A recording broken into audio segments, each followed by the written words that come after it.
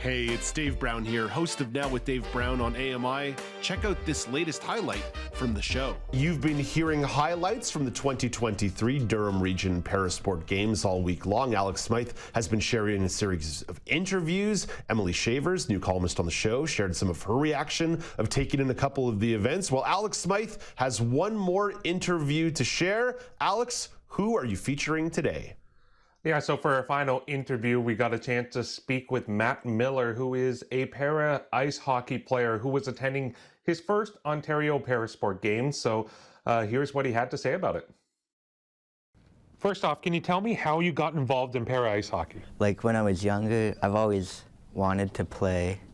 I like the NHL and all those things, and we tried to see what's around, and we eventually found throughout Grandview.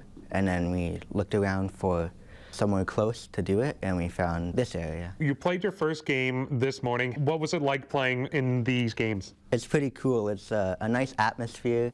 We sadly lost 2-0, but we have another game this afternoon. I like the experience of these games because it gets you more to make new friends and meet a whole bunch of new people. In terms of the arena, because you were playing in an arena that has been adapted for sledge hockey, para ice hockey, have you played in an arena setting like that before? And how was it being able to play in an arena that's made accessible for your sport? I have. Many arenas have little adjustments for accessibility for sledge hockey, but now I'm starting to see more renovations to make it more accessible for people with disabilities. In terms of these Parasport games, what was your hope or your thoughts going into these games? What did you personally hope to experience? I hope to experience to have fun, first of all, and that's important. Yeah, and to meet new people. Well, that's a great thing, right? Because it's opportunities like this, you don't always have the chance to get to meet other people who are playing the similar sports or trying other parasports. So it can be a great kind of community builder. And then, maybe you get exposed to something new because there's so many different sports and activities happening here. What are you most looking forward to this weekend? You got the opening ceremonies tonight. You got more games today and tomorrow. Are you going to maybe check out some of those other games? Yeah, I'm pretty excited to see what the opening ceremony is like, because it's something I've never done before, and it's going to be a cool experience for me. And I'm excited to see how it all plays out. And just for the hockey part, just see how far we do and how far we've come into the tournament. You had your first game. You didn't come out with the win that you were hoping for, but do you feel like it's a pretty good level of competition here? Yeah, I feel like many of the teams have mixed abilities. Like the ability level is just all over the place, and it's good to have that. For someone who may not know about the Ontario Parasport Games, what would you tell them to kind of not only describe it, but entice them to come and check it out? I would say that there's many different sports, and you should definitely come check it out because it's unique, and it would be a good experience for many people to see. After these games, what do you hope you can kind of take away and build on? Maybe move up a couple levels, and yeah, it will just make me a better person overall, I believe. Do you want to hopefully one day make it to a national level or potentially even go to a Paralympic level if you could? Yeah, that would be, that's one of my goals that I hope comes true one day. Well, I'm sure you're in the right spot to get started. You go through this competition, then hopefully you don't have to wait 4 more years to play in the next Ontario Sport Games, and hopefully you start hearing and seeing more of your name as we follow along the sport. So, Matt, thank you so much for taking the time to chat with me. No problem. Thank you for having me. Alex, we don't do a lot of fashion conversation on the show, but that teal hoodie that Matt Miller was wearing was awesome. That's such a great color. I don't even know how to describe teal properly for someone who doesn't know what teal is, but oh, that was a pretty color of that hoodie. Sorry, I know we don't do fashion talk on the show a lot because I'm not qualified to talk about fashion. Hey, you know what? Yeah, he had a great style. He had the beanie as well, the toque. It was well put together. I was kind of jealous, you know, me Yeah. just with my pullover sweaters, the dark gray, the standard uniform of a guy in his 30s, you know. So.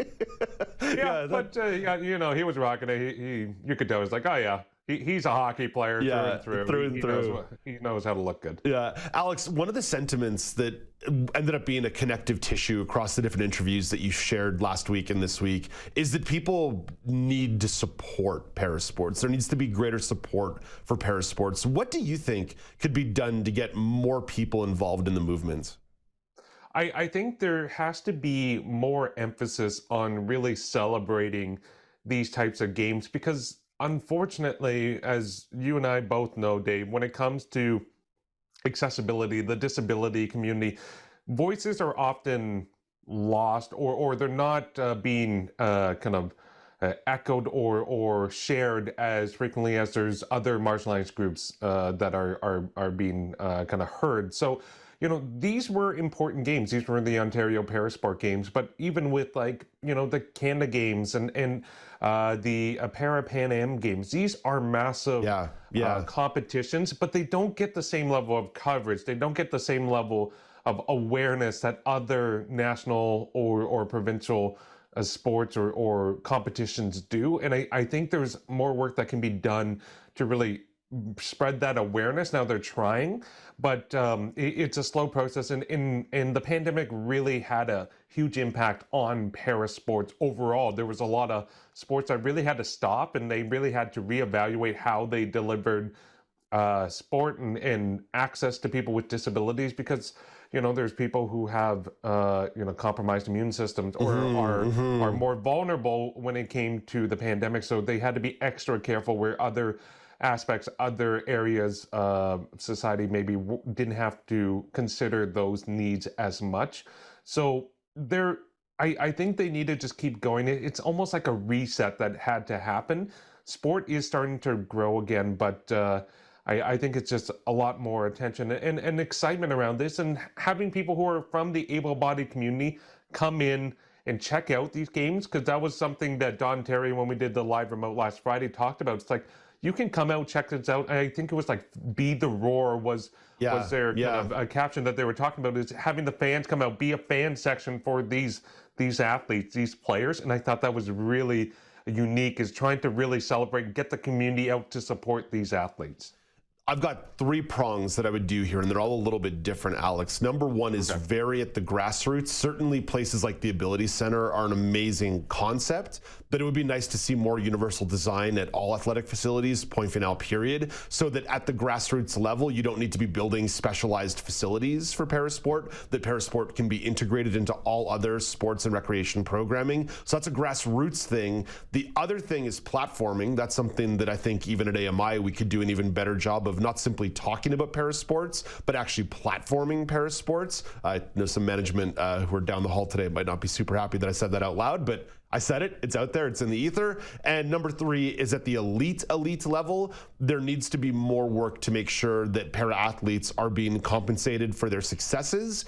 For example, para-athletes not getting the same amount for winning a gold medal at the Paralympics as a mainstream athlete would at the Olympics would be one concern for me, but also there's just greater investment in resources in terms of giving them the elite resources to do their training and have that success. So that would be my 3-prong approach. Alex, where do you see the future of parasports in Canada? And you got to hold this to about a minute, buddy. Yeah, I think it is getting better. It is bright. As I said, there was so much momentum going into Tokyo. There was really a push. There was a growth. There was years of work that had gone into it. And then because of the pandemic, that all kind of stopped. And so I think that given time and there's more attention, there's more opportunity for people who can showcase other ability, share other stories in media and in society. Now, I think it's going to be bright, but we have to support it. It starts at home, it starts with the grassroots, and then you invest there, you're going to invest into the national, international level, and I think that's really the key. It's very interesting to me because the first ever story I did for AMI in May of 2011 as a reporter was a Canadian Paralympic event. And going into that event, dude, I knew nothing about parasports. That's my own ignorance, I will confess. But at the time, parasport was an afterthought. Now, maybe it's because I'm in the thick of it, working here for all these years, and because I've had the opportunity to interview coaches and interview athletes and go to facilities and go to major events. I mean, you went to a Paralympic Games in South Korea. Like you've been like right there on the front lines. It is interesting to see that there is more mainstreaming. The work that CBC GEM is doing, the work that a lot of other platforms are doing to make sure there's coverage. Social media has changed that. So I see the future as bright, but it can't just be resting on the laurels. It has to keep building. That stone has to get rolling up the hill to make sure that athletes and coaches and resources are giving. But I also think the future is bright. Alex, thank you for this. Much appreciated. Great job covering these games. Oh, thanks, Dave. It's always exciting to do that and meet people out in the field. Absolutely. That's Alex Smyth. To learn more about the games, visit durhamregion2023.ca, durhamregion2023.ca. Do you want to dive into more conversations like this? Watch Now with Dave Brown weekdays at 9 a.m. Eastern on AMI-TV or download the podcasts wherever you listen.